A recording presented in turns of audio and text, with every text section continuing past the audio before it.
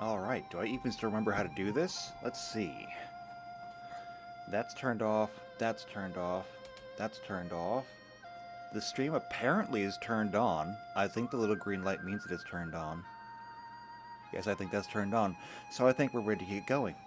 Shall we then? Let's go.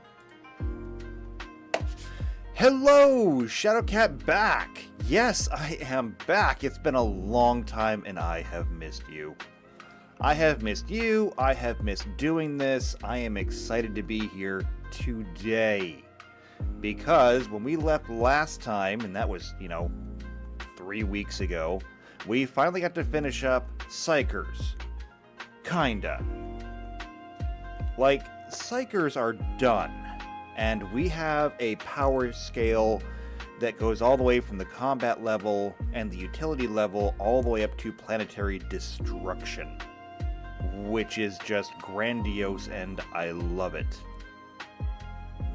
Today, however, we're going to look at the opposite end of the spectrum. So, Psykers are these amazingly powerful mutants who are capable of channeling the warp and doing all kinds of very bad, nasty, awful things with it. The other end of the spectrum, however, is the exact opposite. They don't channel the warp, they are literally a sink for the warp. They don't exist in it. They absorb it. They're untouched by it. They're just everything that the Psykers are not. Except for loved. Because Psykers aren't loved and neither are blanks. So, well, I mean, it's 40k. No one is loved, let's be honest. Except for the Emperor. We all love the God Emperor. And the war. We all love the war. So, okay, there's a little bit of love in 40k. Just a little bit. So that's what we're doing today. We are looking at pariahs, blanks, nulls, the soulless. All of those things. And we're going to figure out exactly who they are, what they are, and what they're going to do in the game. Because they're unique. They're very unique. And they're going to have some unique abilities. Nothing that they can really control, I don't think. It's simply going to be their existence and what that's going to do in the general area. So, before we can get this started, the first thing that we're going to do is we're going to take a look at the chat. Who's in the chat? Blizzard's in the chat. Hello, Blizzard. Good to see you here. And so far, that's it. So, very good to have you here. You get the stream all to yourself. Remember to use the chat responsibly. As for me, I'm going to need a browser. There it is. And I'm going to need a spreadsheet. And there that is. I am rocking it this morning. It's just like getting back on a bike. Okay. So the first thing that we're going to do is we're going to read up on exactly what we're doing and then see what we need to do to make an actual blank. So let's do some reading. This is, of course, from the wiki. So it says, a blank, also known as an untouchable, a psychic null, a pariah, is a human who possesses a rare mutation, sometimes inaccurately described as the pariah gene, that makes them generate no psychic presence in the immaterium. If I had to explain this, think of it like albinism. So, like every person, every animal in the world creates something called melanin. Melanin is what gives most creatures their colorations. There's some other things where you can get into different colorations. Like if you get into things like mollusks, they use things like chromatophores, and there's even some reptiles like chameleons that use those. But in general, if it's not color changing, it's just the basic coloration, it tends to be controlled by things like melanin. And if you're an albino, you are literally incapable of creating melanin, which is what gives them both the white skin, or sometimes pink skin, and the pink eyes, because all of those things are controlled by melanin. In 40k, every living conscious being, and I do have to stress it's every living conscious being, because the Tyrannid do not exist in the warp. The Tyranid are living things, but they're not really conscious. And so they project no presence in the warp, and in fact, they are if you were to look at them through the eyes of a Psyker, the Tyranid hive fleet is a giant hole in the warp. There's literally so much life there that has no connection to the warp that they create a moving hole inside of the warp. You can't travel through it, you can't use psychic powers inside of it, it's just a dead zone. But every living thing that is conscious has some kind of presence in the warp. Usually this presence is extremely negligible to the point where it has no effect and people are just unaware of it. There are, of course, those rare few who have a very strong connection to the warp, and those would be Psykers. This is kind of the opposite. These are the albinos of Psykers. They have either a weakened or no presence in the warp. It's just simply not there. For whatever reason that even in the wiki is not entirely understood, they just don't exist inside the warp. Alright, so continuing. Known as the Black Souls and Soulless, a blank is a living anathema for all Psykers. Regardless of their species, they are essentially the anti-Psykers. On the Psyker scale, commonly employed by the Adeptus Astra Telepathica, known as the Assignment, which I have over here. We can look at the assignment. Where is it? There it is, the assignment. And if we scroll down, Omegas are your actual nulls, and then everyone Sigma through Psi are resistant in some way. And so we're going to have to get to all of these in their own time. But, continuing to read up on blanks. They occupy the nethermost levels from Phi Plus to the extraordinarily rare Omega Minus level. The minds of most self-aware beings have a direct connection to the warp that is actually called, or actually what is called the soul in many cultures in the galaxies. Psykers have an especially strong connection to the warp, and their souls thus appear as blazing brands to those who can see within the immaterium. They are spiritual beacons which draw the hungry attention of warp denizens. I mean, imagine that if everything was dark and you were the single point of light. Everything would come flocking. Usually a lot of bugs. Unless you get one of those yellow lights. Actually, that's a lie. Even those yellow lights don't even really work. I don't know why they sell those. But blanks are born with no connection to the warp at all. Their presence are completely invisible within the Ephemeron. In fact, the minds of blanks can actually somehow sever the connection between the warp and real space within their local area. The result is that a blank dampens any psychic or warp-related powers occurring within their aura's area of effect. A Psyker standing within the blank's range will find their powers weakened, if not wholly non-functional. The blank themselves is immune to all direct psychic effects. However, a Psyker could still attack a blank indirectly by using their abilities to, for example, telekinetically launch a projectile at them. Or when I was talking about this before, literally using their powers like pull down a wall. Thought I was going to sneeze there. Sneezing during a live stream is a bad thing. Don't do it. So, yes. Because you cannot actually touch them with warp power, you have to go through things indirectly. Which basically means as long as it's not the warp power touching them, it's fine. You could throw something at them. However, has anyone ever seen that movie Push?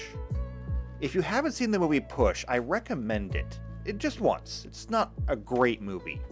But it is a fun look into, like, different kinds of powers and such. In Push, you have people who have mutations that give them superpowers, but it's not like the X-Men, okay? People are not, all unique flowers, and they all have their own powers that are, special and powerful and everything like that. No, you only have a few. You have some people who are called sonics, and they can scream real loud. You have others that are telepaths. You have some that are, where the movie comes from, push. They can literally push thoughts into people's heads.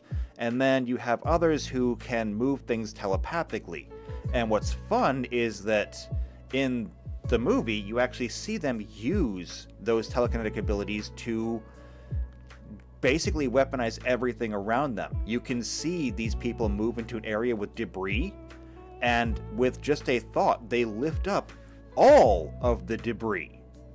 Not just, a single rock or something. No, they pick up everything. And then they just throw all of it, like bullets out of a gun, one after another. So that would work. Or grab a whole bunch of las guns and just lift them up around you. And then just pull the trigger on all of them.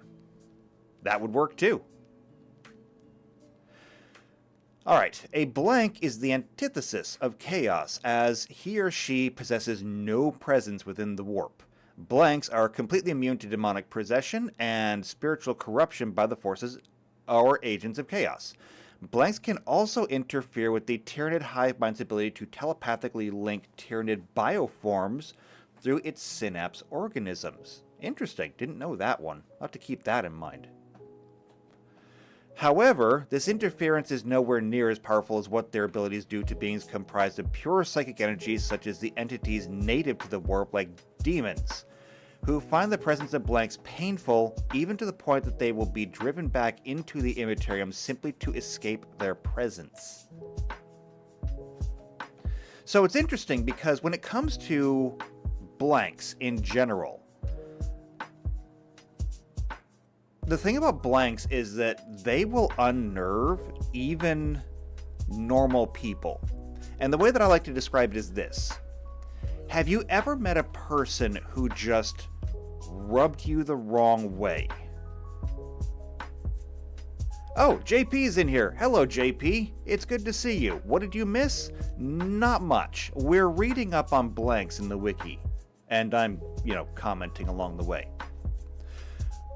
So have you ever met a person that just rubs you the wrong way? Someone who you look at them and there's nothing wrong with them.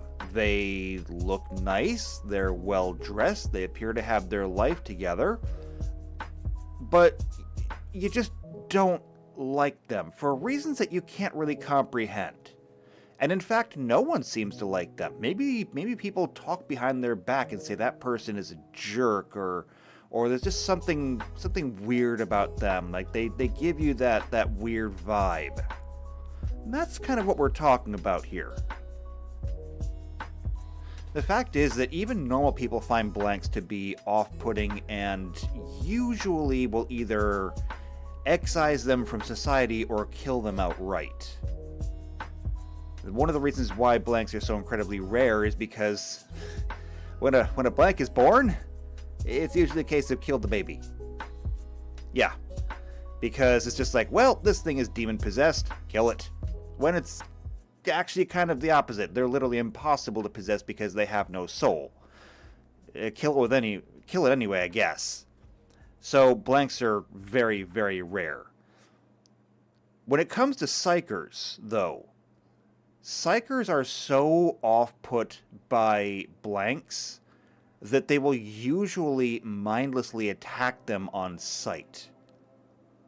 Because the presence of a blank in the area of a Psyker is akin to being on fire.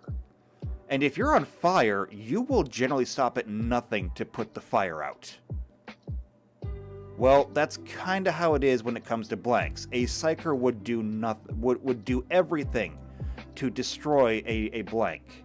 The problem there, of course, being that blanks are immune to the warp, and so if the Psyker decides to throw the warp at them, it's not going to work. And JP says, blanks are gingers? I mean, Yes. I guess. I haven't done the legwork on that. There could theoretically be nulls who don't have ginger hair, okay? I'm just saying I haven't done the legwork on it to prove it wrong. But yes, for now, blanks are gingers. Okay, moving on. So, a Psyker would stop at nothing to destroy a blank.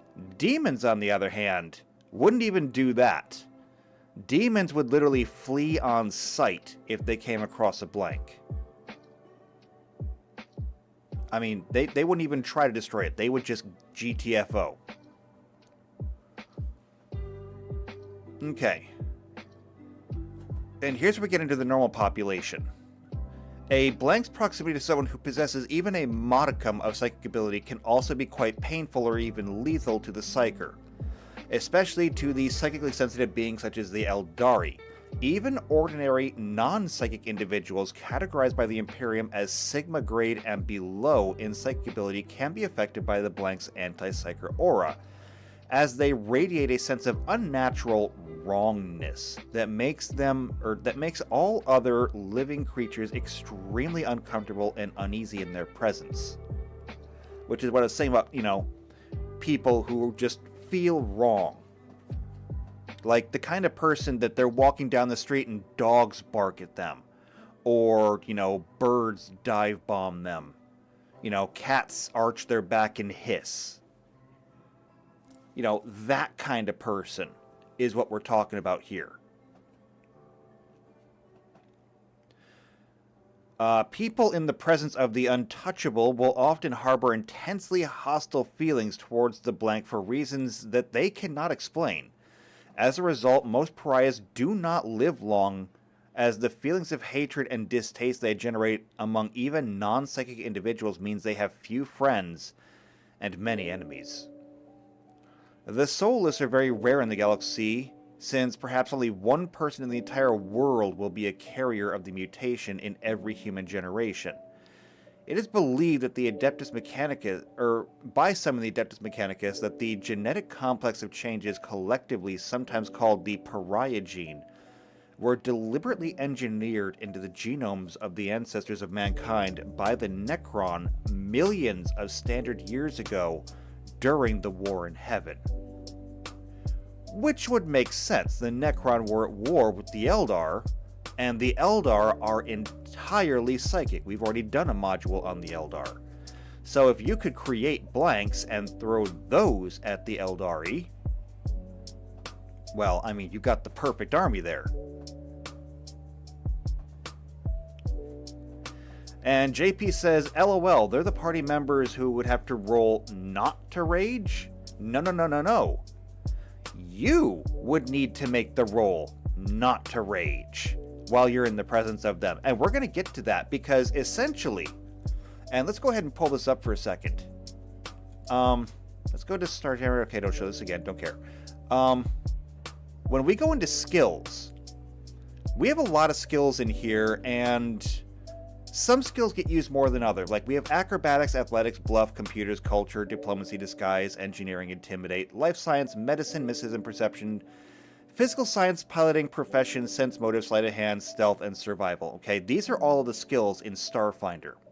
And as I do have people in the chat right now who play Starfinder, you know these skills. But for even those people who don't, you would know, or I will explain that not all of these skills are equal. There are some skills that you are going to use a lot, and there are some skills that you will use almost never. For example, piloting. I didn't want to highlight all of them, but piloting here. Piloting gets used a lot, because if you're on a starship, if you have a ship, you're going to need to use piloting whenever you want to go somewhere because it's your navigation role. In combat, you also need piloting for a variety of things, and even if you're not in a starship, if you're in a vehicle in general of any kind, you use piloting. It's very important that your party has at least one decent pilot. Hopefully a good pilot. However, then there's things like stealth. Now, stealth is one of those skills that you don't need it until you need it. And as such, it doesn't get used very often unless you are specifically building for it. I mean, unless your character literally tries to live in the shadows, the opportunities are few and far between. I mean, in my Starfinder game, we did just get to use stealth a little bit, but in general, it hasn't come up. But then, we're going to come to diplomacy. Diplomacy is one of those things that gets used all the time. Do you want to go around asking questions to see if anybody has information for you? That's diplomacy. Would you like to negotiate a better deal while you're at the store? That's diplomacy. Would you like to try and talk your way out of a conflict instead of, resorting to blasters and swords? That's diplomacy. Diplomacy is literally always useful. The only time diplomacy is not useful is when you are already engaged in direct conflict and we are past the talking phase. Or if you're trying to fix the engine. Diplomacy will not fix the engines. It doesn't matter how nicely you talk to them. But diplomacy is one of those things that you are going to have to deal with all the time. Now, I bring this up because diplomacy the effects of diplomacy change depending on people's attitudes towards you. So, in general, when you're talking to just a random person on the street, they are going to fall into this category. So, when you're making your diplomacy checks and you say, I'm hungry, okay? And I want to find the McDonald's. And so you're going to go just down the street and you're going to say, I don't know, Yo quiero Taco Bell? And they're gonna, there's a +0 on there because it doesn't matter. They don't hate you, they don't like you, and they'll either answer your question or they won't answer your question. It doesn't matter. But then we move into the blues. So there's either friendly or unfriendly. Now, if you are in, say, an area that is xenophobic, and I don't mean like they're going to kill every being that's not them on sight, but you're on a planet where they don't really like outsiders, then probably the entire population would regard you as unfriendly, which means that if you're looking for information, which, right here is we can show, when you're trying to gather information, if it's a common fact or rumor, like, where is the McDonald's? That's a DC 10. And basically, it's a coin toss. They will either know or they won't know. And, if you have a really good diplomacy, then when it comes to gathering information, you can generally find the right people for that. If it's more obscure knowledge, like, could you point me to the local Department of Defense office? Yeah, that might be a 20 or more. These are the DCs that you check against. And these are just a rule of thumb. I, as the game master, I can assign whatever DC I want to something. But these are my rubric for how should I scale things. Obviously, there's a big difference between 10 and 20, and so depending on how common or how obscure something is, I can adjust that. But then, we come back up to here. If we were on a more xenophobic planet who doesn't like outsiders, and you are an outsider, I can take this DC down here, and I can add 5 to it. And so this accurately represents a planet where you're just not liked. Then again, of course, there's the opposite. If you were on a friendly planet, like since we're playing Star Trek, if you were on a Federation world where there's literally every species out there and they all try to act for the common good, people might be willing to not just, they might not just stop and say, yeah, down that way. They might even write you some directions. because they're friendly, and so you get a minus or a minus modifier on there. Hostile, which if we come right up here, hostile creatures would rather attack you either physically or verbally than civilly converse with you. Most enemies you meet are hostile. Go figure. It's often hard to talk diplomatically with hostile creatures, though it can be done remotely by a communication device or by avoiding combat with the creatures while persuading them to listen to reason. If you fail the diplomacy check by 5 or more, you can't attempt to change them or change their attitude again for 24 hours.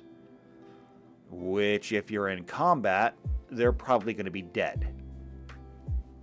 And I gotta tell you, it's really, really hard to change a dead man's mind.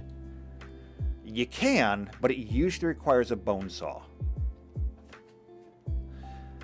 So, if they're hostile, it's an automatic plus 10 to the DC modifier.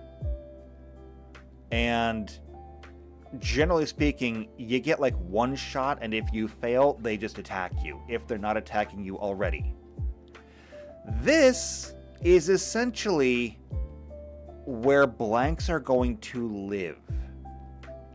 Because a blank character is going to be treated as hostile by everyone. So it will be an automatic plus 10 modifier every single time that they go in to do this. Now, what does that mean? That means that on any given world, they are likely to be treated as something to be destroyed.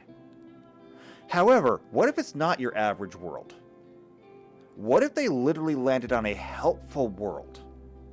Well, the reason why this is a dash is because it's a literal, 0. There's no check required. I mean, if it's a common factor knowledge, it's a DC 10. If this was a minus 10, then it's a 0. It's an automatic pass. However, if you're a blank, even on the friendliest world you could find where everyone is helpful, they would be treated as indifferent. Even the nicest people in the galaxy would treat these people as, I really don't want to talk to you. So it's not that the blank would have to roll not to rage, it's that they would literally have to make diplomacy checks every time they meet somebody to not get attacked. And so if you roll a blank character, either you're going to have really high diplomacy, or you're going to have to be tough as nails, because everything is going to want to have you dead. Now, I do not believe that there is any benefit to me extending this to party members. If you're in the same party as these people, I mean, you as a player have agency. You do not have to attack your own party members. Other NPCs, however, yeah, I would probably not let the blank do the talking. Alright. So, getting back to this. Right, and we just did this. We think that they might have been made by the Necrons. Blanks today are most often used by the Officio Assassinorum's Culexis Temple, and as acolytes by the Inquisitors of the Ordo Hereticus, who find them useful psychic shields and weapons against the Witch and unsanctioned Psykers. The Ordo Malleus finds blanks to be superb living weapons against demons. Additionally, every member of the Sisters of Silence, the Imperium's most effective anti-Psyker military force, is a null. The Sisters of Silence, of course, are the ones who operate the Black Ships, which are literally ships that go planet to planet picking up Psykers. The only people who can crew an entire ship full of Psykers is a ship full of blanks.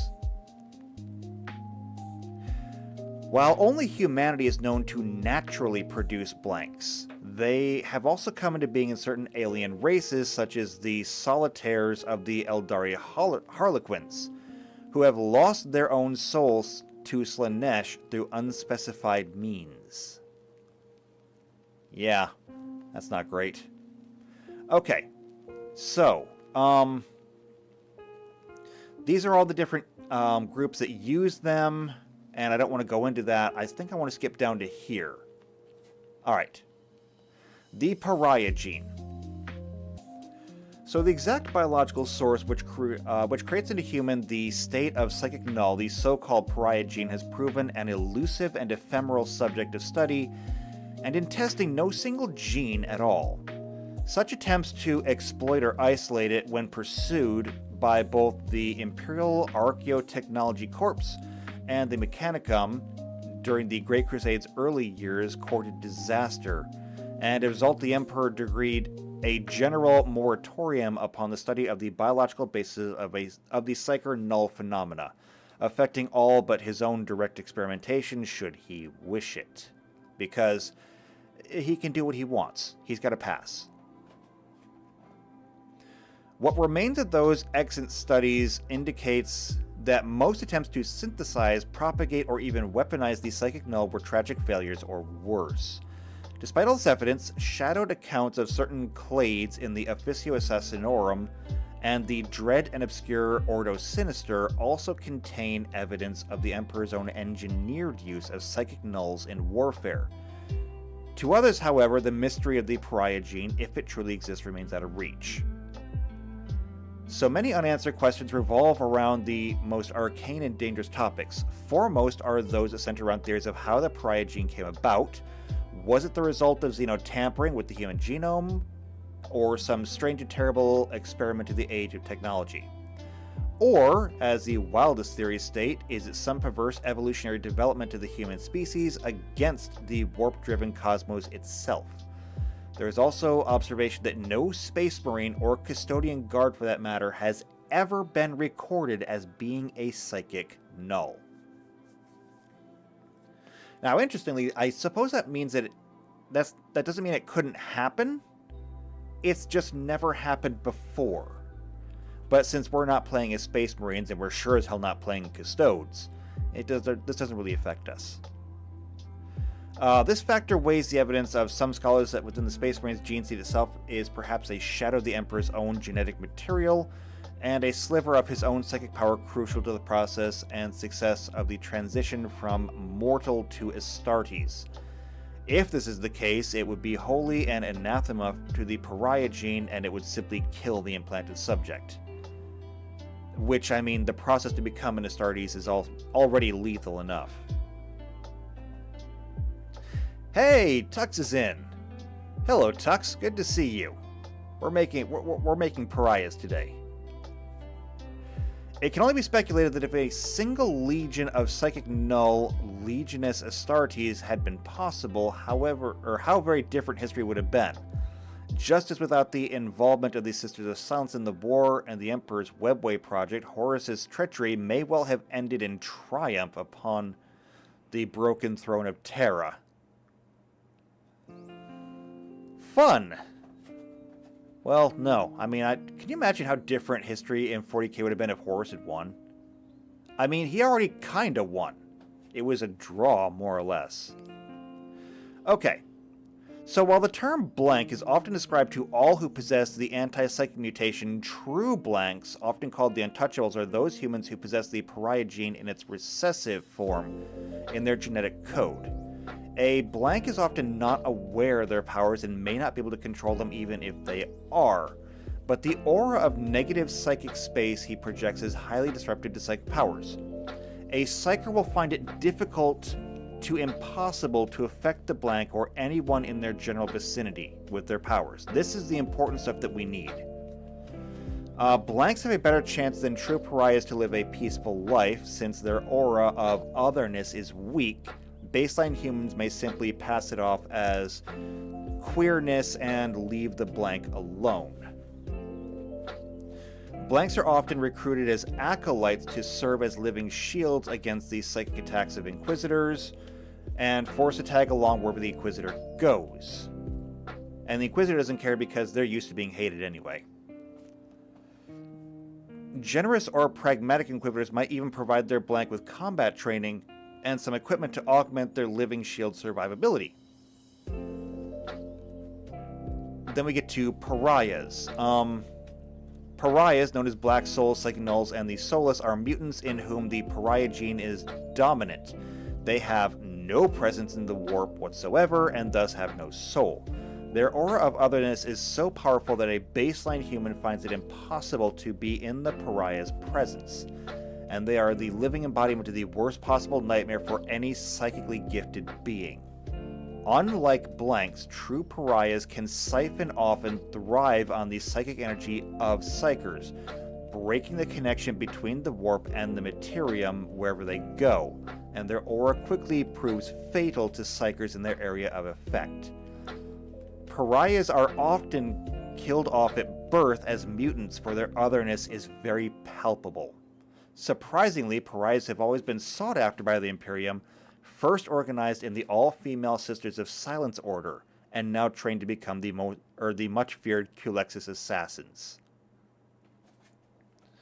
So, when we're talking about this, these Pariahs right here, the Black Souls, Psychic Nulls, the Soulless, these are going to be our Omegas. Okay, these will be the Omegas. And these true blanks, where it is recessive, these are going to be... Where's my spreadsheet? Here we go. That's going to be these guys. So these guys are going to be the true blanks, and the Omegas will be Pariahs. Okay. So, we're going to have to add a few things here. And I don't think that we need this. I think we can get rid of this, because we only really need to focus on this.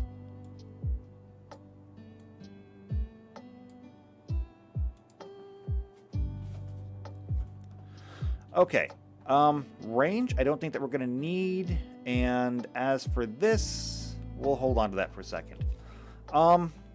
The first thing that I want to do is I want to do a diplomacy modifier, because we already know that being part of the blanks or a pariah is going to change the way other people feel about you. After that, we are going to need an aura. Oops, nope. Aura range. Because how far that range is going to affect, you know, well, it's the range. After that, I think we're going to need the aura intensity. And this is going to be what a Psyker is going to have to struggle against if they are going to, if they're going to affect anything. And so,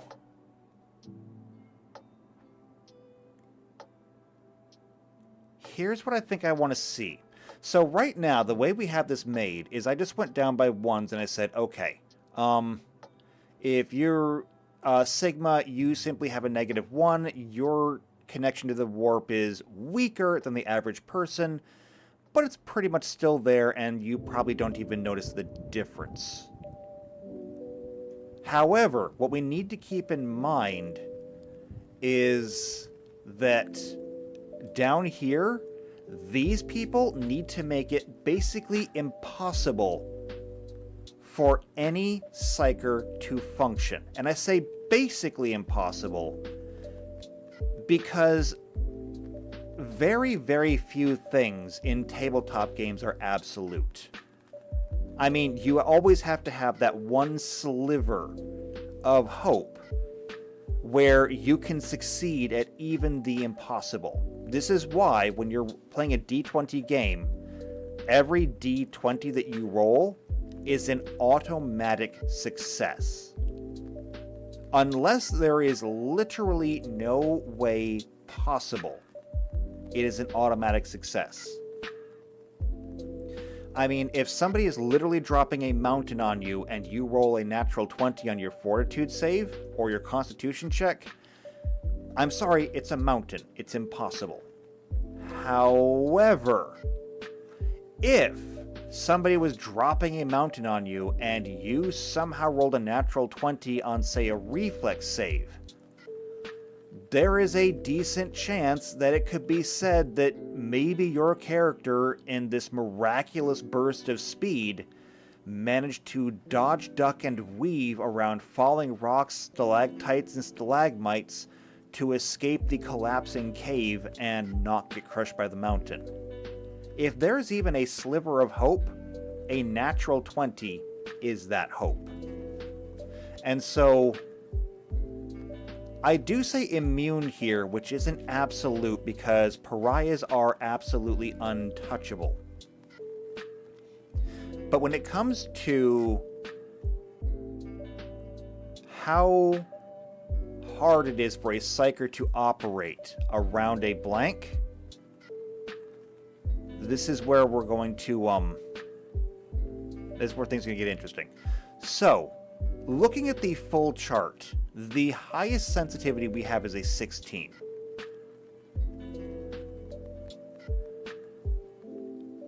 I need for my omegas to at least be close to or exceed that.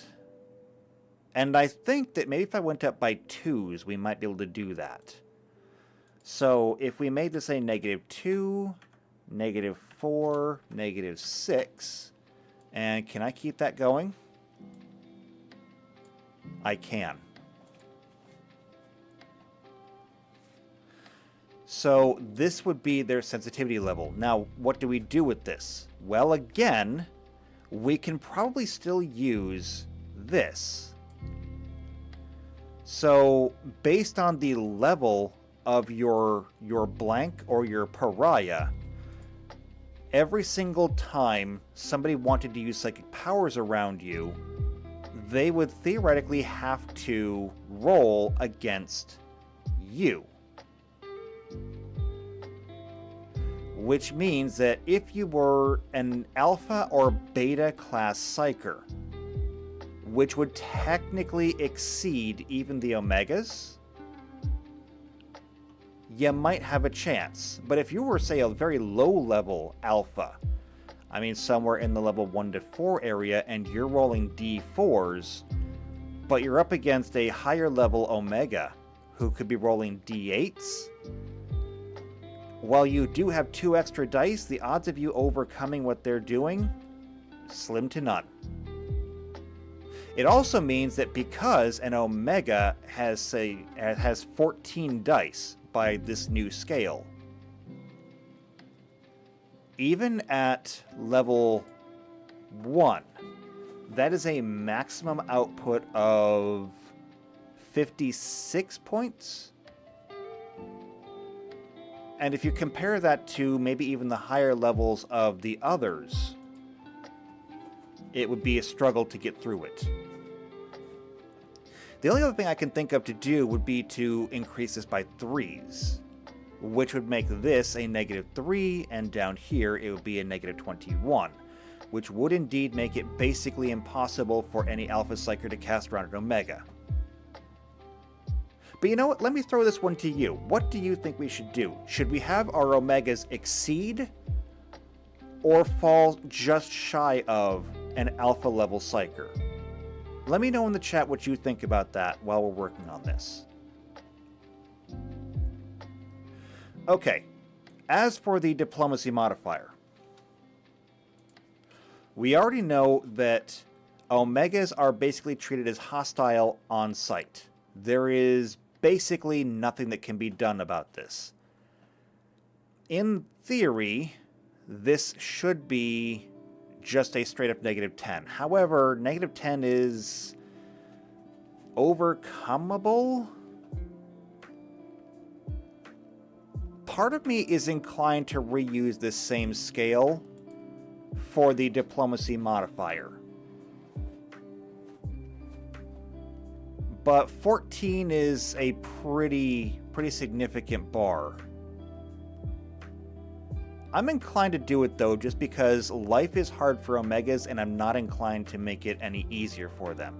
And JP just says, yes, you can take your mathematician's answer and you can shove it. You know where to shove it. Get that mathematician's answer out of here. That's my shtick. Alright, so as for the diplomacy modifier, if I just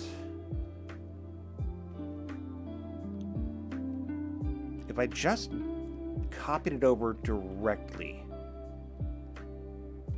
I do wonder if we come back and we look at this.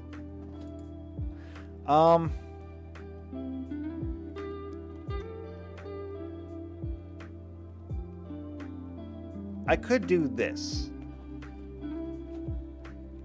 I could say that anything that is, just following this, anything that would be 2 to 4 would be indifferent. So, indifferent. Now, -6 through -10.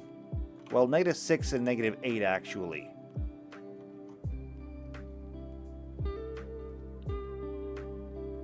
Would be just unfriendly. So unfriendly. And that would mean that the rest of these are hostile. Instead of using the numbers and having a different scale for it, I could just do this to make things easier. And what do you mean I have wanderlust?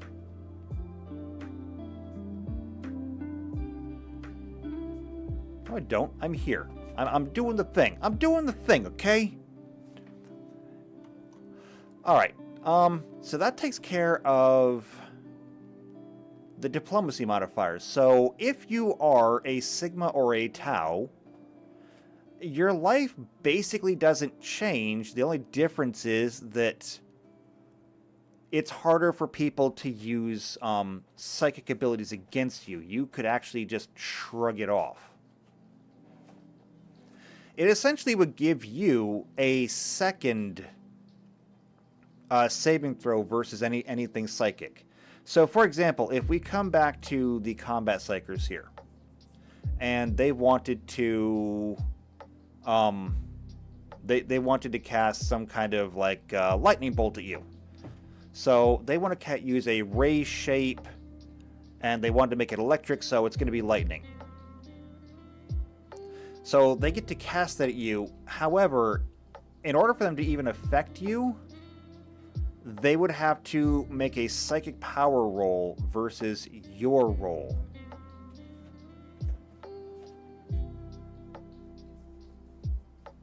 And then if you failed, or if you failed that one, then you'd have to roll. So, like, maybe the lightning bolt is a bad example, because if we come down to, things like this, the buffing and debuffing. So if you want to be inflict on somebody, you have to roll psychic power, and then you get to inflict a number of conditions. I do believe that there should be a will save to resist that. And I probably have it written on here, and I just don't know where. But there's a will save to resist that. If I come back here, actually. Yeah, this is where I started writing in all the will saves. So yeah. For example, to leech, you get to leech HP from everybody. However, you did get to make a will save versus their psychic power to resist it. And so the same thing would be true here, except before you have to make your will save, you just make a psychic power roll. And it just doesn't affect you, period. So this works. I like this. Now, as for the range, when we were looking at this, and it was talking about how the Pariahs can create entire null zones.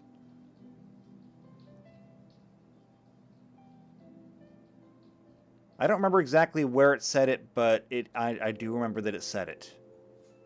I mean, even for nothing else. Down here...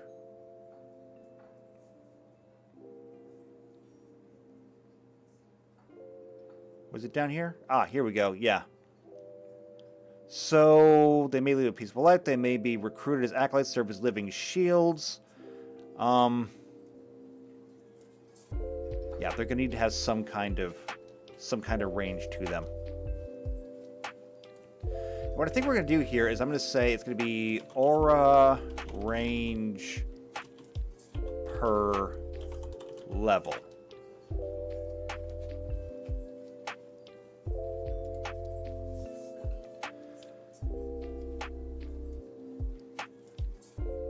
The question then becomes, how do we want to do this? If I base it off of their sensitivity, it's going to be weird numbers because every square is 5 feet.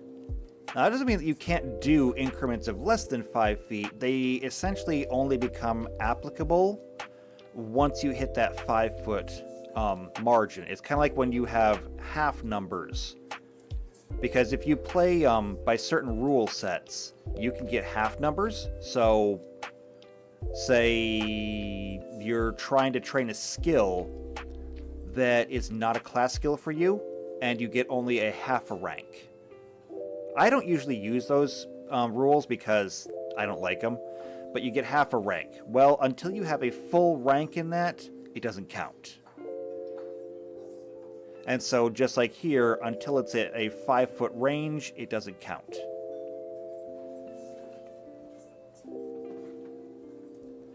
If we did that, that means that the maximum range, if we base it off of sensitivity, for a Sigma at level 20 would be a 40-foot radius.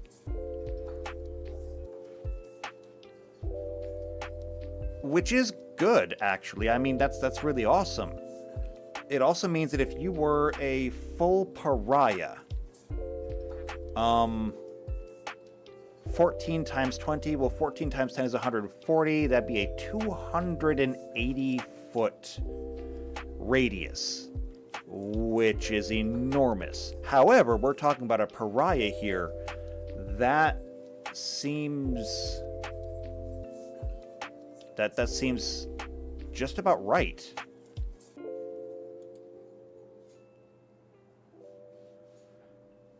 It also means that the Sigmas and Taus at level 1 would essentially have no range at all, which does seem to fit. No radius on them means that they wouldn't really be affecting them, which means that if you were a Sigma or a Tau and you were just living your normal life, you know, you're a manufactorum worker, you just happen to have this combination of genes that means your connection to the warp is lesser, but you don't notice, almost nobody else notices, you never really advance in your lifetime because you're just a level 1 NPC. I do think that fits. Now, getting into the Upsilons and Phis, even at level 1, that's still a 5-foot radius. Anybody who gets close to you gets ick. And once you get into the Chi, Psi, and Omega, that's a 10-foot radius, like the day you're born. Everybody within 10 feet of you hates you.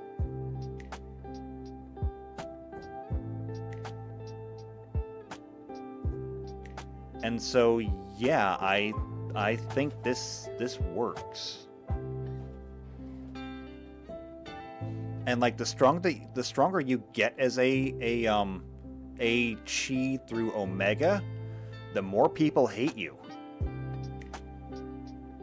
I mean, I'm not trying to make life nice for these people.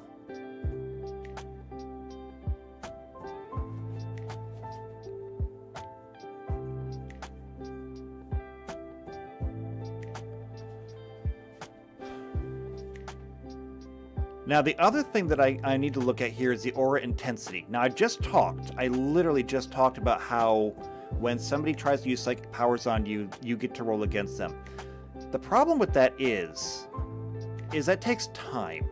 Like, if we had a fight where there was a blank in there and there was a psyker, that's more dice rolls, and dice rolls take time. Don't get me wrong. Dice rolls are awesome. We all like to roll dice. But we also hate that combat takes 5 hours every time you get into a scrap. So having a roll for that every time is probably not the greatest.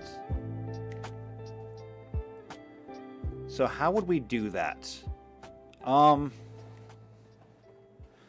So the maximum power for an Omega at level 20 would be 14 times 12. That's sensitivity of 14, and you're rolling d12s.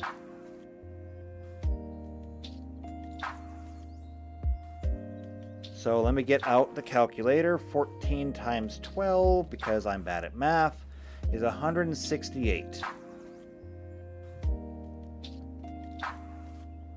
And I want to make sure I know this number. 168. Now, for our alpha level psychers, there's a 16. And I've done this before, and I just don't remember it. 16 times 12 is 192.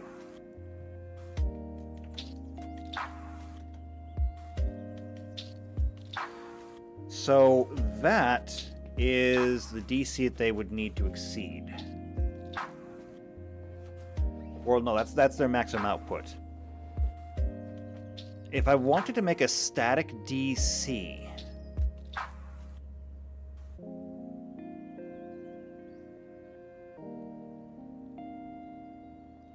the equation for this one would essentially be it would be psychic sensitivity times level, which is going to get us, well, no, because that's not quite it either.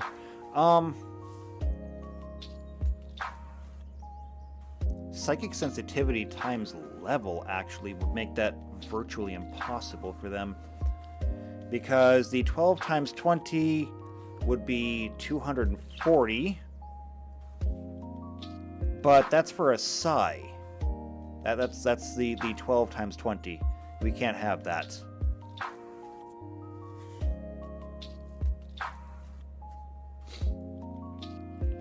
If I made it half of their sensitivity times level, that means that the Omegas would be 7 times 20, and that'd be 140. Not impossible, but very difficult, even for the maximum power of an alpha level psyker.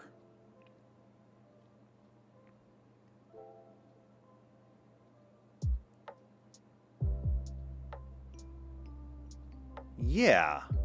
Okay, I think I like this. So what we're going to do is we're going to come down here, actually. And I'm going to say the aura radius. This is going to be equal to sensitive. Let's see, radius equals sensitivity times level, which is super simple. At level 1, a sigma has a range of 2 feet. It's not even a full circle. Even at level 2, it's only 4 feet, not even a full circle. At level 3, it finally gets up to 6 feet, and they now have a 5-foot radius aura. It's going to be round down to nearest 5. 5 foot. Okay. Shouldn't need to put that in there, but I'm going to put it in there anyway. So that takes care of the radius. Now, as for the intensity. So I'm just going to say null intensity. Actually, I'm not going to say intensity. I'm just going to put this straight up and say DC. Null DC. This is going to be equal to... So it's going to be... the DC is going to equal 1/2 sensitivity times level.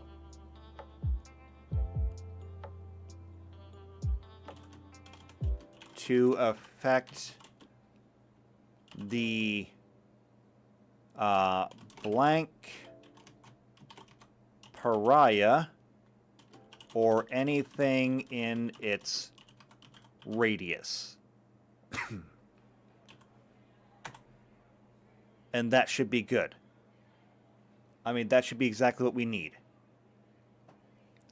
So that means that if you are a Sigma, since it's 1/2 of your sensitivity times your level, at level 1, it is literally a DC of 1. If you are an Omega at level 1, it's a DC of 14, which is great, I think, because when we go back and we look at the alpha level Psykers, one of the things that makes an alpha level Psyker so incredibly terrifying is at level 1, they are throwing 16 D4s when it comes to their psychic abilities. Now granted, that comes with a lot of risk, but they are incredibly powerful. And Tuck says, Shadow's teaching us how to be Sigmas. I'm sorry, I'm not up on the new lingo these kids are using. Back in my day, being a Sigma was a bad thing. Now everybody wants to be a Sigma. I don't get it with you new kids and your Xboxes and PlayStations.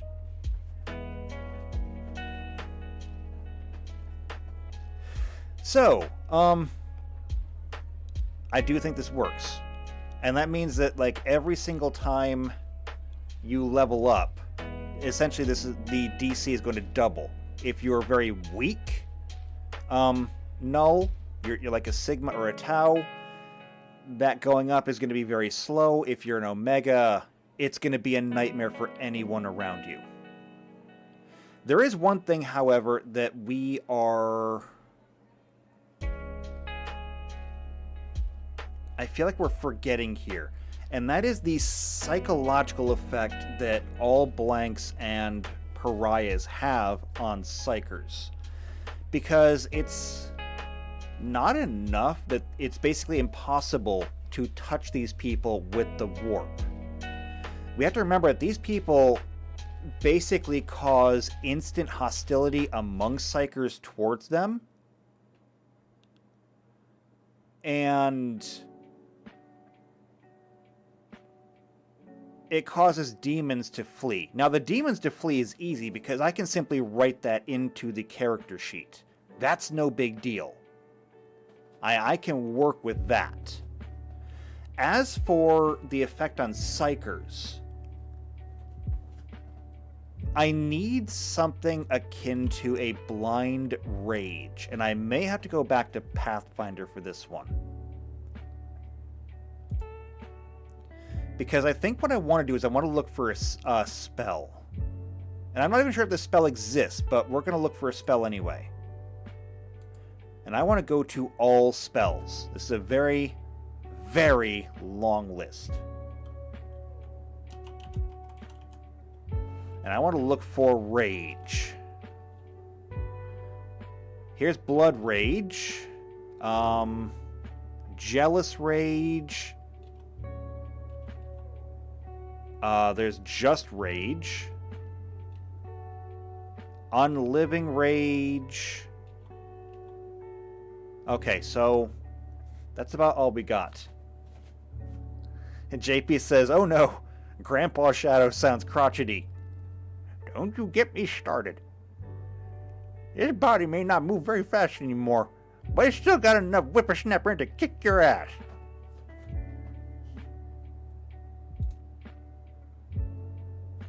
Alright. And JP says, to rage or not to rage. Extrapolate from incomplete data. Okay, so let's take a look at these. Blood Rage. Target spell becomes angrier as they fight, the pain of their wounds feeling their strength. Affected creature gains a cumulative +2 morale bonus to strength, and a cumulative -1 penalty to AC for every 5 points of damage they take, up to a maximum of 10 and -5. Cool, but not what I'm looking for.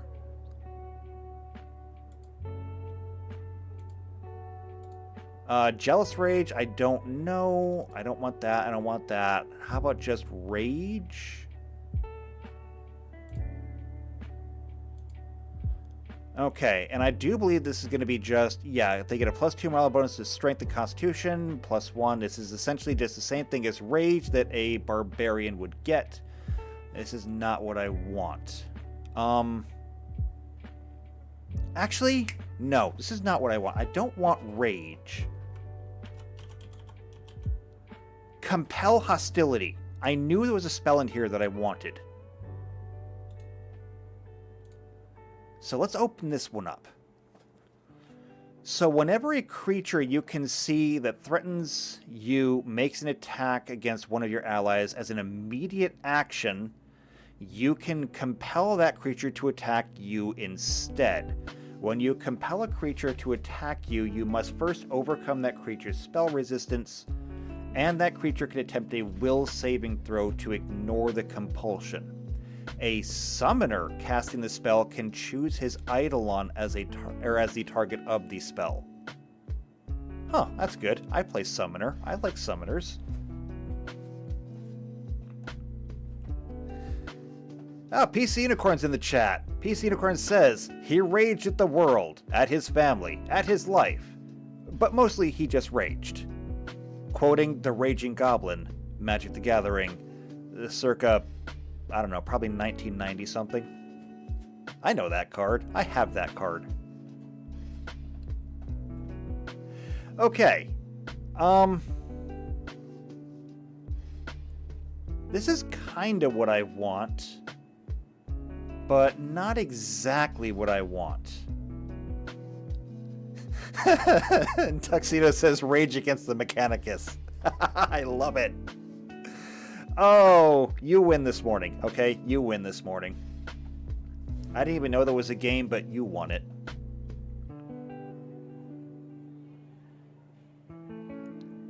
Alright, Compel Hostility could be a good one to go with. What else do we have? Hostile Juxtaposition, Hostile Levitation, that's about it.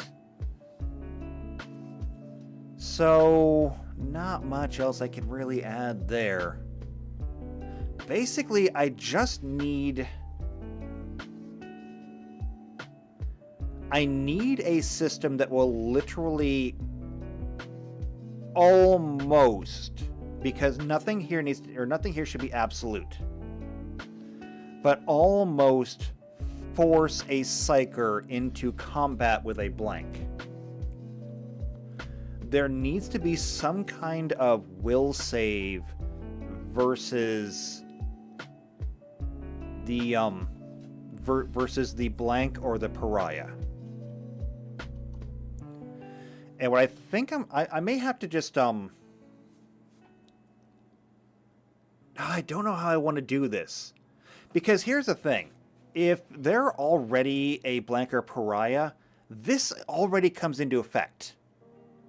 Okay, this already comes into effect. If you're a player and you're playing a Psyker and you come across a blank or a pariah, I can already tell you that you have an unnatural, unending hatred and rage towards that person.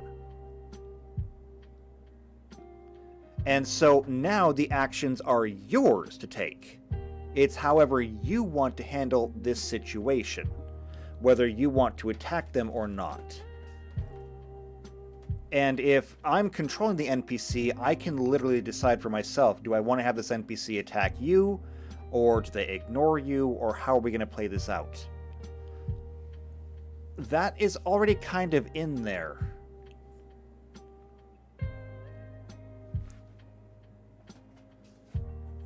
I feel like if I were to institute this save, I would be forcing you into combat in some way, which is somewhat taking agency away from you as a player.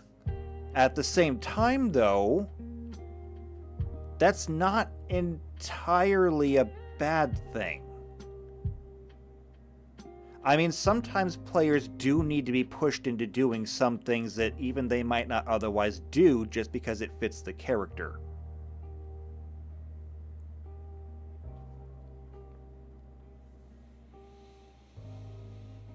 How do I want to do this? I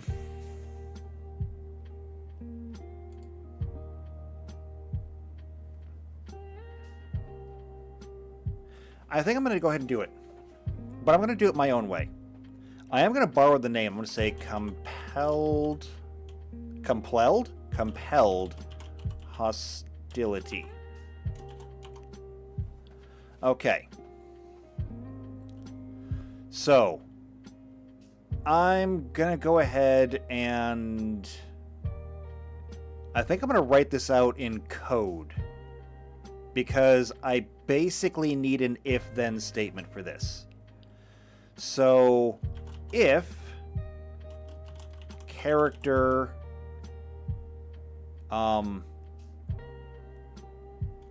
sensitivity, if I can spell sensitivity, is Omicron or higher, make a will save versus null DC. Because we've already got the DC figured, we may as well use it. So make a will save versus the null DC. On fail,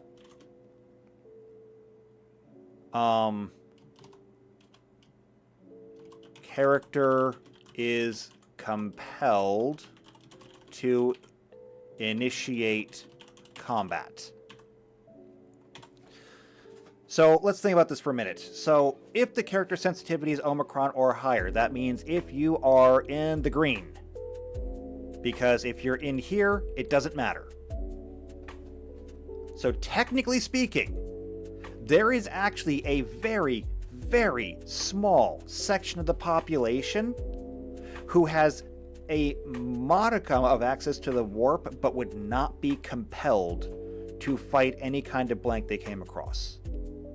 I don't know what kind of Goldilocks zone this is, but because of the way we've written the rules, if you rolled... Oop, I hit my mic stand. If you rolled a Pi level Psyker, you could potentially have access to some psychic abilities without the drawbacks of this. Which I think is actually pretty cool. So, you have to make a will save versus the null DC. Now, the null DC, as we just wrote, is half of their sensitivity times their level. And so, for a Sigma, that's going to be 1 at level 1. Anybody can do that. Anyone can do that. For an Omega, an actual Pariah at level 14, that would be, at level 1, a 14 will save. I mean, that's a lot. And I'm going to get rid of these negatives because this is going to complicate things. There we go. Because negative 14 times the level would probably come out to be a negative number, and I'm not doing that.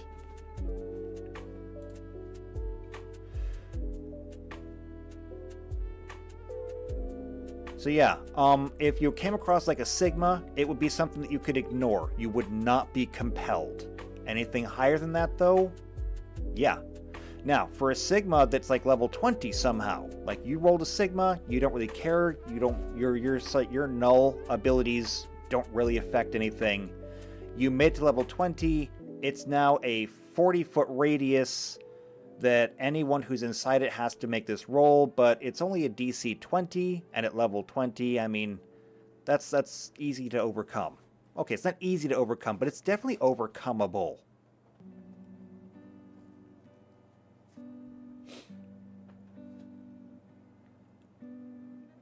I think this works. I like this. Is there anything else that we need for our blanks? So we know that they occupy a radius based on their level. We know that their DC sensitivity is set in stone, so we can save time on that. Just know what your DC is, and we can keep on playing. And if anyone comes across, then that's great. The only other thing that I think we need...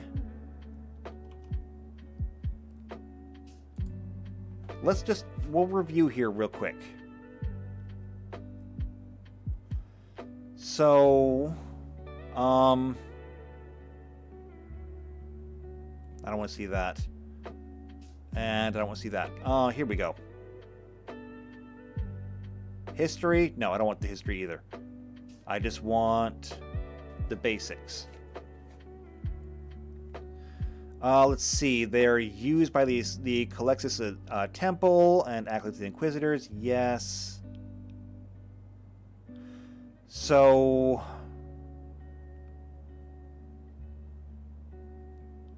the other thing that I think we're missing...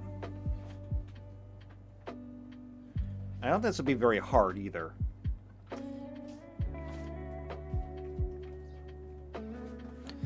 Is that Psykers would find it very difficult to concentrate or cast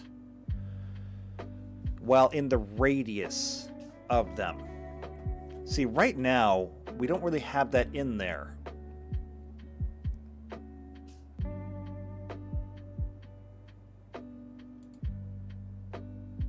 This is to affect anything inside of its radius with the power directly.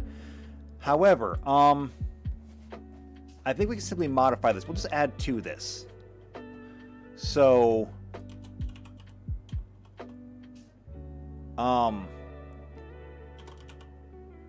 psychic sensitivity versus null DC to use psychic powers inside the null radius. There, that should do it. So we've got the radius, and if you want to affect anything inside the radius, including the null itself, you have to overcome the null DC. If you are inside the radius, then you still have to overcome the null DC with a psychic a psychic power. I said psychic sensitivity. I want psychic power, actually. Psychic power versus null DC.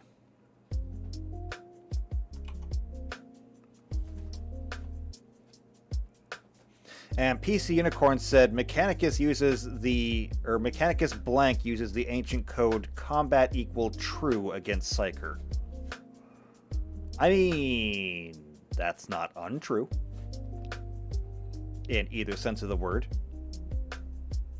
Is there anything else that we need?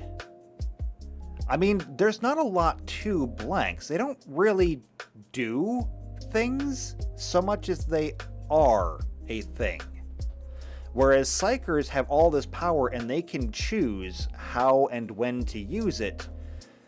A blank or a pariah just is. They don't need to try to be what they are, they just are. They don't need to try to use their powers, their power is just being.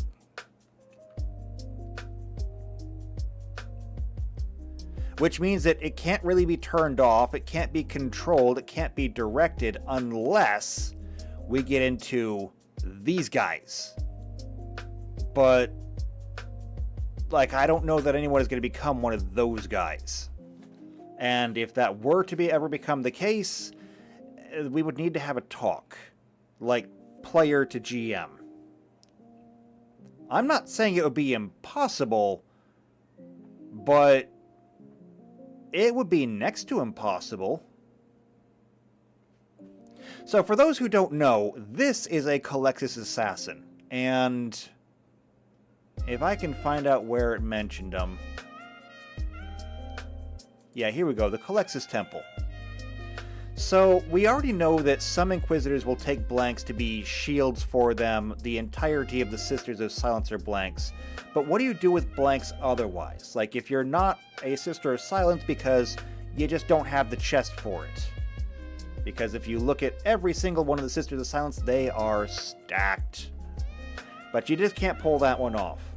And, I mean, there's no Inquisitor that wants you because you're either annoying or you're ugly. So what else do you do with a blank? Well, there's the Calexis Temple. The Calexis Temple is one of the most sinister and feared orders of the Officio Assassinorum, and its assassins have been described by Eldari warlocks as nothing short of the embodiments of pure evil. Even amongst the upper echelons of the Officio Assassinorum, this temple is always viewed with extreme caution. Now, I have to explain something here. The Officio Assassinorum always views this one with extreme caution. Do you realize what the Officio Assassinorum actually has? Let's take a look at this real quick. Just real quick. I'm not going to go into a deep dive here. If you want to deep dive into the Assassins, the YouTube channel Luton09 has done a video on every single temple of the Assassins, and every single one of them is worth a look. Okay? Absolutely, if you've got the time, because he does long videos. But if you can sit through this live stream, you should go watch his stuff. I'm not being paid to do this. He doesn't even know I exist. In fact, I even emailed him once because I had questions on something. And I never got an answer back. He literally does not know I exist, but I'm still going to recommend it. Okay. Temples. There's the Calexis Temple, like I was saying. We'll get to that in a second. Because the first one is the Calidus Temple. So these guys are spies. Well, I should say these girls because they are all female. So the Calidus Temple are all spies and assassins. These women have augments to their body where they can literally change their body at any given time. Like, forget being double jointed and being able to do things like dislocate your shoulder. They can literally shatter their own bones and mend them back together to turn their limbs into whatever shape they want. They can change their face. They can change their eyes. They can change their hair. They can change their height. They can change their weight. They can modify their body to be anything or anyone they need to be, to slip into anywhere that they need to be. And once they're in, they can find their target, murder it mercilessly, and then simply change their shape again and walk out. They are ghosts by every single metric you can think of. You can't identify them, you can't catch them.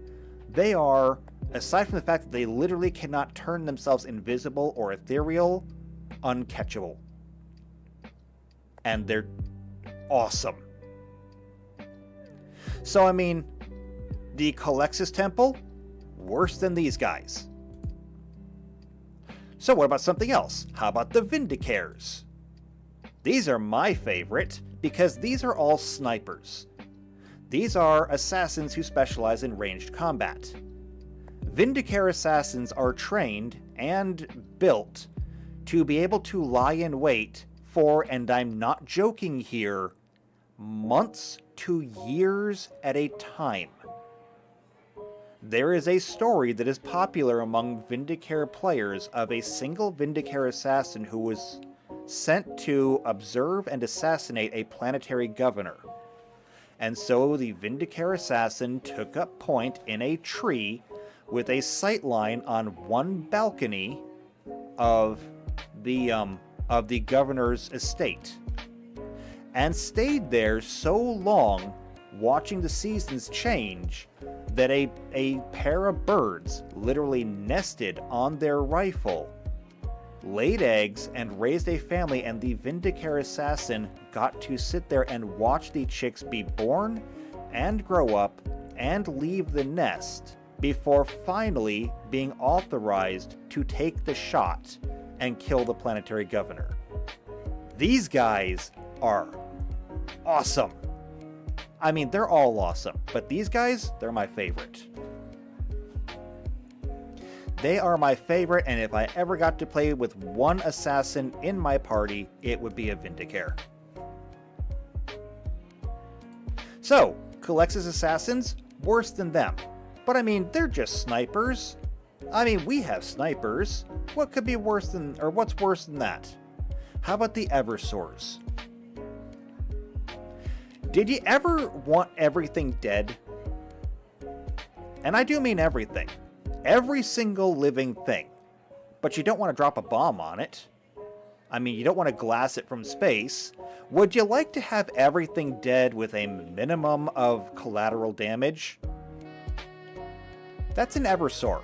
Let me scroll up here so you can see his face. Okay, this is an Eversor. An Eversor assassin is a psychotically deranged killing machine. It is a flesh and bone murder weapon of absolute destruction. So, when it comes to an Eversor assassin doesn't get the same kind of training that a Calidus spy would, or a Vindicare assassin would. Instead, well, have you heard about Florida Man? Who's all tripped out on bath salts and leads police on this rampage through town, crashing his car through no less than 3 houses, wrecking no less than 4 different vehicles during the chase, only to be then taken down by the officers, and it takes somewhere in the area about 12 officers to hold him down so they can finally arrest him? Yeah, the Eversor is Florida Man turned up to 47. When you use an Eversor assassin, you are not looking for subtlety. You're not looking for clean, or stealth, or anything like that. You put an Eversor in a pod. This pod has all the life support stuff that you need to keep them in hibernation until you need them. When you decide to pull the trigger on this, and let's just be clear, when you pull the trigger on this, there is no taking it back. The Eversor assassin is dropped into an area from orbit. You need this because you want a generous 100 miles between you and the Eversor assassin. On the trip down, Voxcasters and neural implants are going to give the Eversor assassin all the information that it needs about its target and everything in between it and its target. Afterwards, once it has been instructed as to what it's supposed to destroy, it is then filled with every single psychotropic and combat drug known to the Imperium. They feel no pain.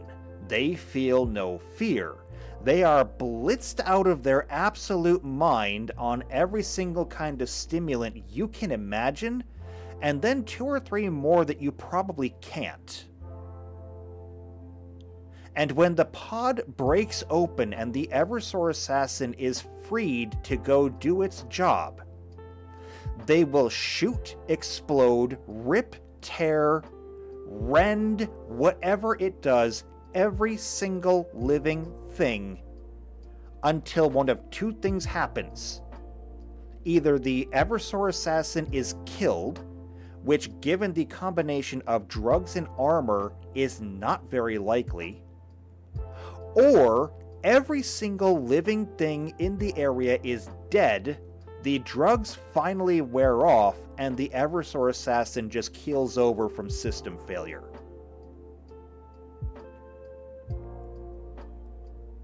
This is what you pull when you want everything dead. But you don't want to nuke it from orbit.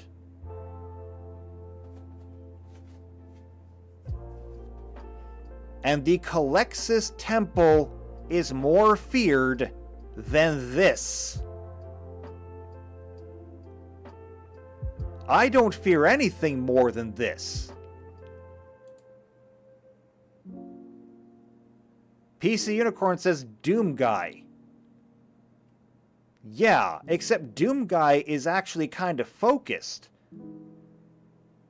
Doom Guy doesn't slaughter everything. I have played Doom Eternal. Doom Guy is actually capable of talking to people. Eversor assassins don't talk. They just murder. Which brings us back to the Calexis Temple. Even amongst the upper echelons of the Officio Assassinorum, who make Eversors, this temple is always viewed with extreme caution.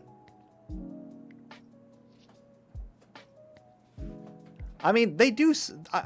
I have talked about how Warhammer 40k likes to turn everything up to, like, just the highest it can. Warhammer 40k is modern camp. There's nothing subtle about it. Everything is always overly dramatic. Such is the case with this. The reason for this is not because of the way that Calexian assassins carry out their operations or the heinous methods in killing they employ. It is because of the very nature of the Calexis assassins themselves. The assassins of this particular temple are not chosen because of their innate savagery, like the Eversors, their cunning, like the Calidus, or their combat skills like the Vindicare.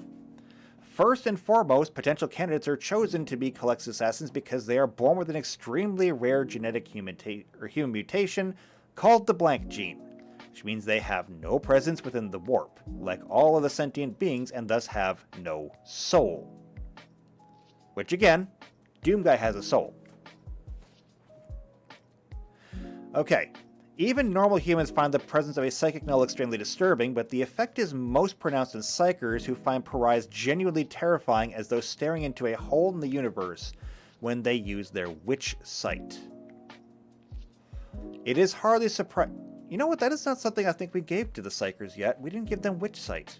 We should look into that. It is hardly surprising that Pariahs are often treated like outcasts or lepers in Imperial society, rejected by their parents, banished from their homeworld's local settlements. Local superstitions on many worlds often warn about touching them, saying to do so will bring bad luck. Resigned to their fate, many Pariahs lead simple, solitary existences as far away from heavily populated areas as possible. Which is actually kind of counter to what we saw on the other page. No, they're usually just killed. We know all of this, and I'm not going to get into the history and all that stuff. Let's just get into the abilities and what they do. So, to read the quote, that thing is really an unparalleled witch killer. It fights with a ferocity I envy and a fervor that I admire. Still, it's a pity how frequently I need to replace the acolytes assigned to watch over it. You'd think one would have gotten used to the thing before going mad by now. Quote, Inquisitor Havelock Blackheel. So Pariahs can nullify psychic powers, and if they are in close quarters to their targets, their very existence drains the strength from Psykers. You know, it's something that we don't have yet. We don't actually have any kind of draining ability. We should add that. Calexis assassins therefore specialize in Psyker hunting, most notably of Eldari warlocks and rogue human Psykers. Calexis assassins have been known, or have been shown to be useful at combating demons, as demons are entirely comprised of psychic energy drawn from the warp and given form in real space only so long as they have a link to the immaterium or possess a mortal body. And if you have a psychic sponge, well, you're getting sucked in. A Calexis assassin carries no gun nor hand-to-hand weapons, for he needs none and would be distracted by their use. Once on the battlefield, the assassin's chosen custodian will release his hold over the assassin. The large eye in the assassin's animus speculum opens, and only then does the full intensity of the assassin's horrific anti-psyker capabilities flood the battlefield. The Calexis assassin attacks using his own innate powers enhanced by years of training, mental exercises, and arcane war gear. He slips through the battle lines and bodyguards, his negative aura muddling the minds of conventional troops, allowing him to close upon his targets.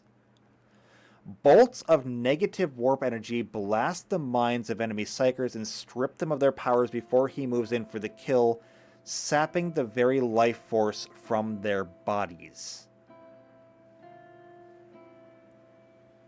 Now, this is a Calexis assassin, and a lot of this is based on that thing right there.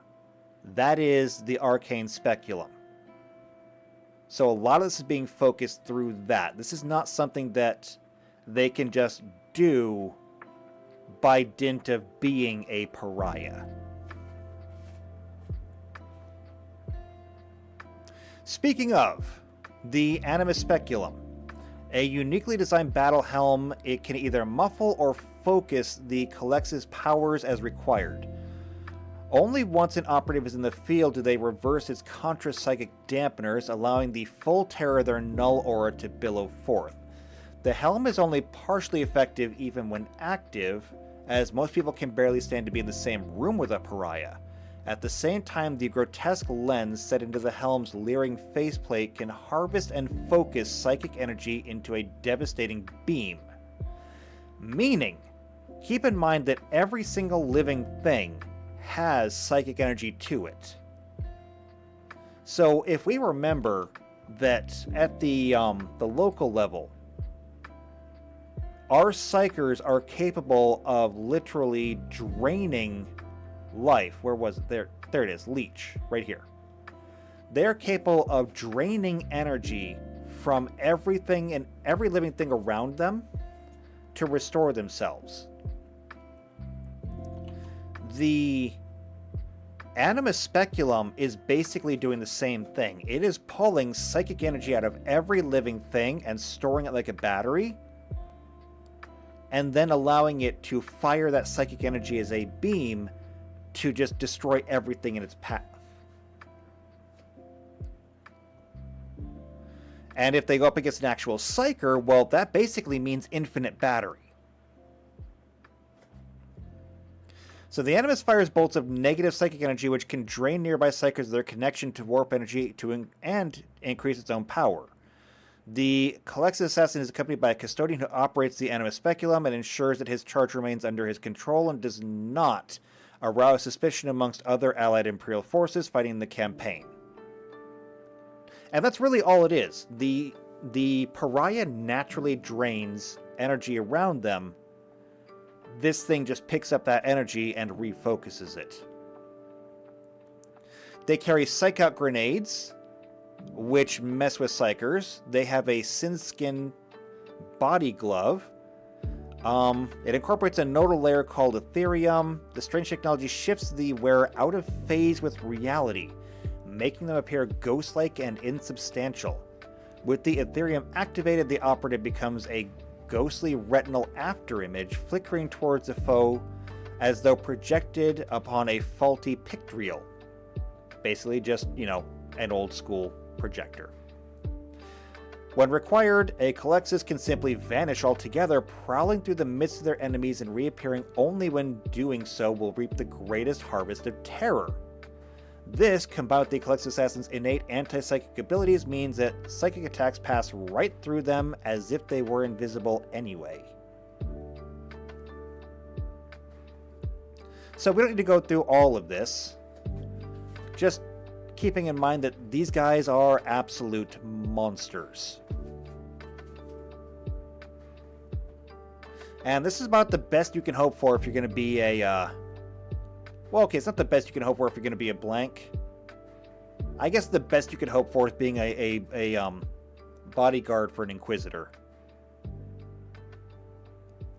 So yeah, we got them. There is something that we should do here, though, before we run out of time.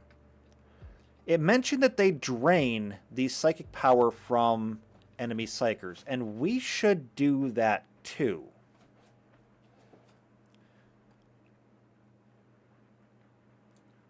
I'm going to move this down, and we're going to put in something here for Psychic Drain. So, Psychic Drain. This is going to make it even harder for Psykers to be around these guys. So, what we're going to do is, this is going to be, it's going to be Psychic Power versus Null DC. On fail, how much do we want to actually drain from them? We haven't rolled any dice yet for this, and I think this is a bad time to start incorporating the dice. I think it needs to be a set number. So it needs to be on fail. Drain Psychic. What are we calling those? Psychic power per day. I'm going to change this. I'm going to call the psychic charges per day.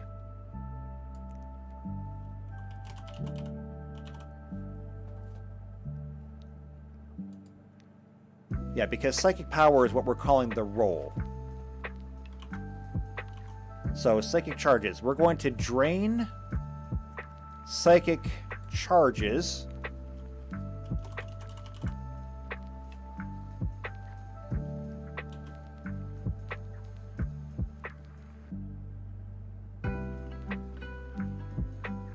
We're going to drain psychic charges, and how many are we draining? I think we'll do this equal to sensitivity. We'll drain psychic charges equal to the null pariah sensitivity. So if you're just a Sigma, then you're only draining 2 points per day, which, you know, for some Psykers that's going to be significant, for other Psykers that's going to be nothing. If you're an Omega, you're like an actual pariah, then you're draining 14 points at a time. That could be significant. However, this is going to be if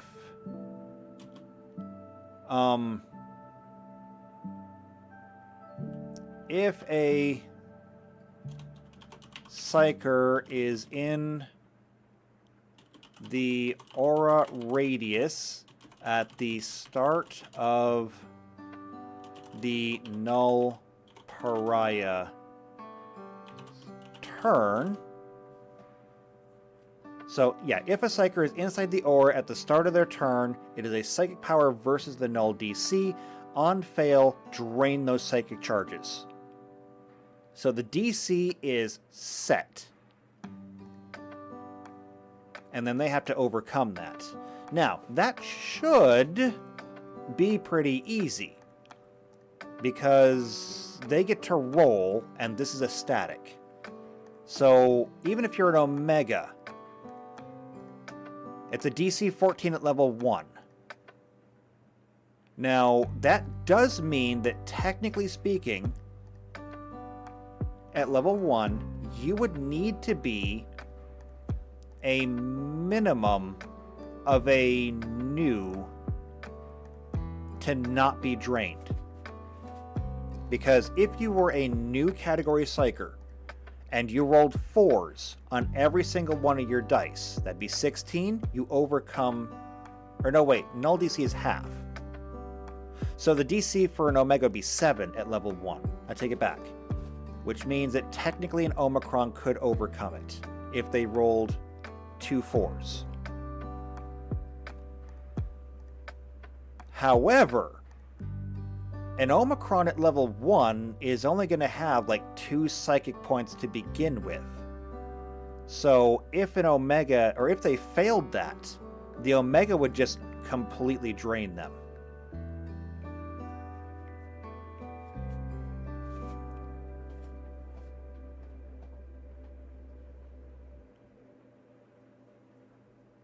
However, we need something else here because, and I need to double check this. I need to double check this.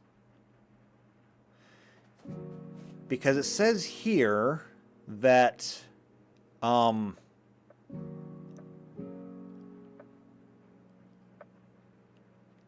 where does it go? Where is it? Yeah, it says right here. So bolts of negative warp energy blast the minds of any Psykers and strip them of their powers. We got that. Before he moves in for the kill, sapping the very life force from their bodies.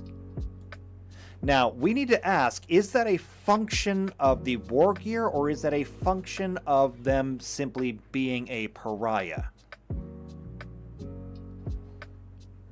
I'm not sure.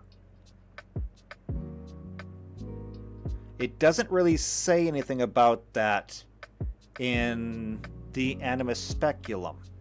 The Animus Speculum only really seems to be a thing that just...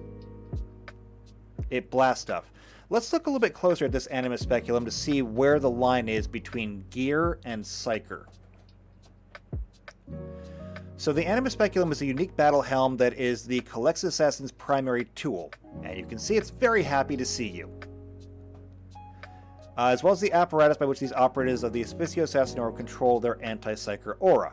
Packed with sensors and techno-arcane circuitry designed to enhance and help to control the assassin's gifts, the Animus Speculum is an elongated helmet with a stylized skull-shaped faceplate.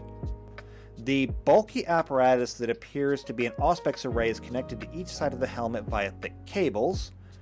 The entire helmet is designed to look as monstrous as possible to strike fear into the hearts of their enemies. It also acts as a rebreather. It has a sophisticated built-in Auspex system that mimics the abilities of the Omniscope. Along with these systems, it also has the following functions. It has a Psyoculum that lets them clearly see individuals and objects obscured by psychic powers. So, do you remember how we did invisibility? Where in combat... where was it? Where was it? Telepathy. Yeah, it's under telepathy. Invisibility. So it affects a number of targets, and selected allies gain total concealment versus selected targets. That means that you can't do this. I mean, I guess you couldn't do it anyway because you can't target them because it has to be a selected target, and a pariah can't be a target. I mean, it can't really be a target. So, yeah, I mean, they can see through invisible things. The Arcane Eye, it allows them to focus their negative psychic energy through a single eye that is emitted as a powerful beam. Such a blast is capable of burning out the target's brain. While lethal to anyone, it inflicts particularly terrible damage on Psykers, demons, and psychically active creatures whose psychic defenses crumble away before its onslaught. So this is now talking about something entirely different, and this is the problem with Warhammer 40k when doing this. There's a lot of inconsistencies. So this implies it's doing like physical damage with negative energy, but I don't know. I don't believe that sapping the life out of somebody is something that a pariah can do just on their own. And I got two reasons for that. Number one, this seems to be tied directly to the Animus Speculum. Number two, though, and I think this is actually more important, if they could literally suck the life out of people, I think that basically anytime a pariah showed up, they would be leaving a trail of bodies behind them, and we don't hear about that. We hear that people hate them. We hear that they're unnatural, that they're evil, that they're demonic, that they should be killed, but we don't hear about them leaving bodies behind them. So I don't think we need to add more to that. I think we can leave the psychic drain as it is.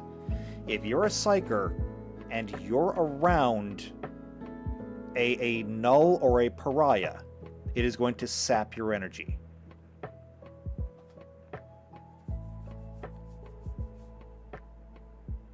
And I think that's really it. I mean, I think we've covered everything. Anything further seems to be specifically the territory of the assassins. But for these guys themselves, I mean, I'm looking at this and I like it. They have an aura around them that just makes them wrong. People think that they just don't like them. I think we can actually just like delete everything here. We don't need this. If a psyker comes across them,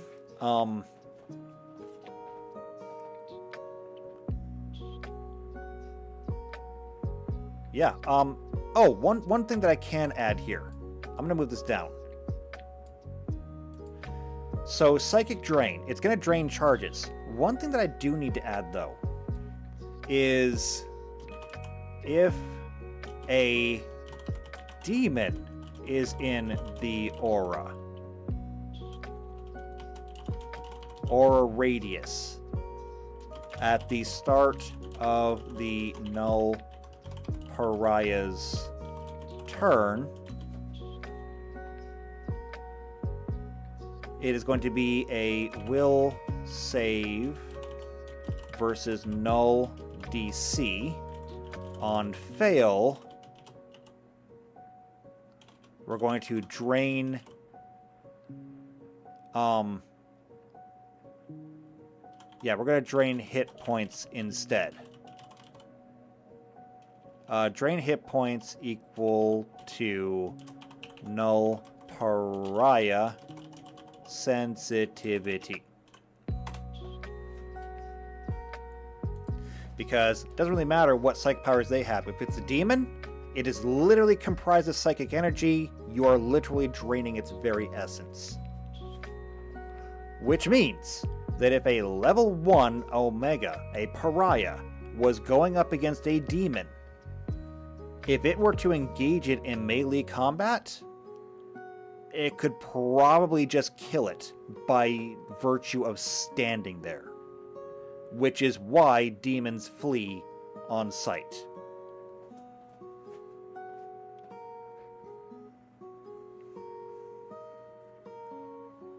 I think this is good. I think this is really good. I'm very excited to see how this is going to play out in the game. And I think that does it. That's going to complete Psykers right there. So we have our actual Psykers and what they can do to the environment. We now have the Nulls and the Pariahs and what they do to the people around them and to other Psykers. Now, all that's left is to just roll and see what happens. So if I move this over here, and I can bring in the rolls. Copy this, paste it here, just so we have our rolls back. The odds of anybody getting these are really, really slim. So it's a D1000 roll, and the only way you're getting one of these is 973 up. So what is that? 1000 minus 973, because I don't want to do math. Yeah, that is 27.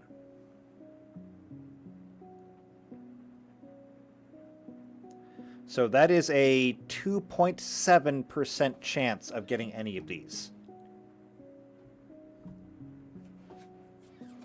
It's not good. But then again, would you really want it? For all of the awesome perks that you're going to get against other Psykers, keep in mind that Psykers are also incredibly rare. The odds of you coming across a Psyker basically never happen.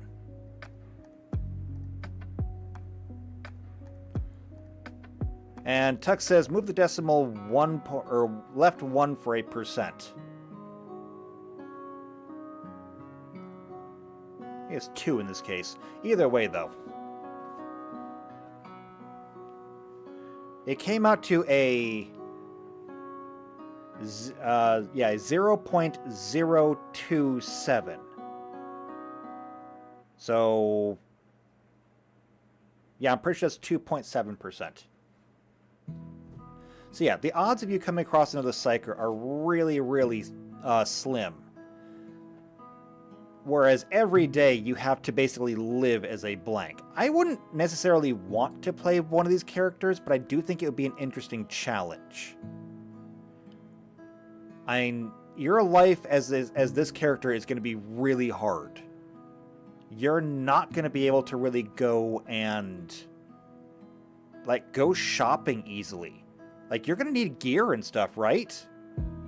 Well, how are you supposed to go and get gear, especially if you are one of these 3? How do you get gear? How do you get food when literally every place that you walk into throws you out? I mean, what if every single time you decide that you just have to go get a battery for your pistol, and they call the police on you to have you removed? Or they just start throwing things or swinging things at you. If you are actually trying to play one of these characters, Pariah is exactly what you're going to be. You can't really walk into town. You'll have to send somebody else. Or you're going to have to be really good at diplomacy to try and overcome this stuff. It is going to be a struggle for you as a character to just lead a normal life. The trade-off on that, however, of course, is if you were to come across a Psyker, you are the only person in the universe who fears not the Psyker, the mutant, nor the demon. Because all of these things flee from you. It could be very interesting. And to make things worse, if one person rolls a null or a pariah, and another player rolls a Psyker of some caliber, how do you navigate that? Because if nothing else, I'm not going to say that I'm going to compel hostility against another party member, but that drain would still affect. You would have 2 characters who literally cannot ever meet face to face without something happening. Because out of combat, the null literally drains the essence out of the Psyker. In combat, the null prevents the Psyker from even using their abilities.